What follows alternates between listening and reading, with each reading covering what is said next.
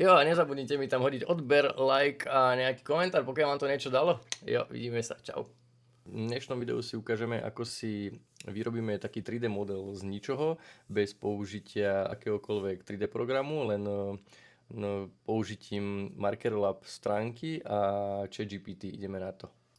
Takže prvé napíšeme do ChatGPT urob mi obrázok 3D modelu napríklad gekona pohľad z hora. Skúsime takto. Dobre, takže urobilo nám takýto obrázok, inak takéhoto istého mám doma. A my si to stiahneme a ideme na inú stránku. Tak, obrázok sme si stiahli, takže ChatGPT môžeme zatvoriť. A nachádzame sa na stránke makerworld.com and MarkerLab. Takže my teraz prejdeme je tu inak veľmi veľa sekcií, kde sa dajú tvoriť rôzne 3D modely, aj rôzne takéto napríklad pohyblivé časti, alebo takéto vázy a také podobné nástroje, alebo vám z fotky urobí bustu. Ale my ideme do sekcie Image to 3D model, do tohto autička. Keď sme tu, tak teraz si iba hodíme tú fotku, ktorú nám ChatGPT vygeneroval a tu si môžeme ešte vybrať model, môžeme s tým experimentovať, že jak nám to asi vyjde. Tu vidíme, že je nejaký nový, ktorý až 8 minút bude trvať nám vyrobiť model. My zvolíme tento, ktorý je tu predurčený, tento Hinuyan 3D3 a klikneme Generate. Pokiaľ nám generuje ten model, tak spomeniem, že ono sa tam dá vytvoriť aj 3D model z fotky, takže napríklad keby si zoberiete svoju fotografiu, napríklad celého tela, alebo len proste fotografiu, môžete ešte predtým dať do ChatGPT, že nech vám z toho spraví 3D model vás a vlastne potom ten model iba takto dáte do tohto programu a máte vlastne vygenerovaného aj seba. To je skvelá vec.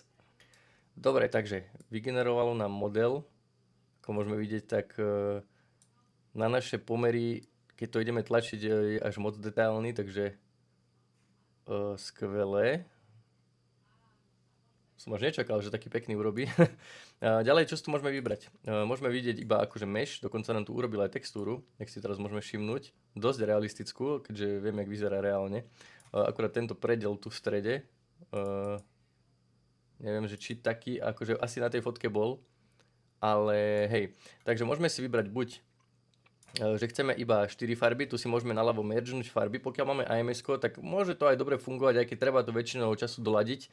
To si ukážeme v inom videu, keď tak, ale dá sa to tu urobiť. Ale nám bude stačiť takýto jednoduchý farebný model, teda jednofarebný, ktorý tu, keď klikneme export, sa nás pýta, že či teda chceme potvrdiť, takže dáme áno, tu si vyberieme našu tlačiareň. V mojom prípade je to A1 na 0,4. Neviem prečo, asi to iba kvôli nejakému takému, že aby vedeli vlastne, akú tlačiareň ľudia asi najviac používajú, alebo neviem. A dáme vlastne export a počkáme, kým nám ten model sa stiahne. A ten bude rovno v súbore STL, ktorý môžeme rovno hodiť do nášho Bamboo Studia. Tak, teraz si tu môžeme vybrať, teda či chceme 3MF, GLB alebo STL. Nám stačí teda STL, my nepotrebujeme momentálne informácie o farbách, takže dáme len STL. No, už nám ho tu stiahlo, my si môžeme rovno na neho kliknúť.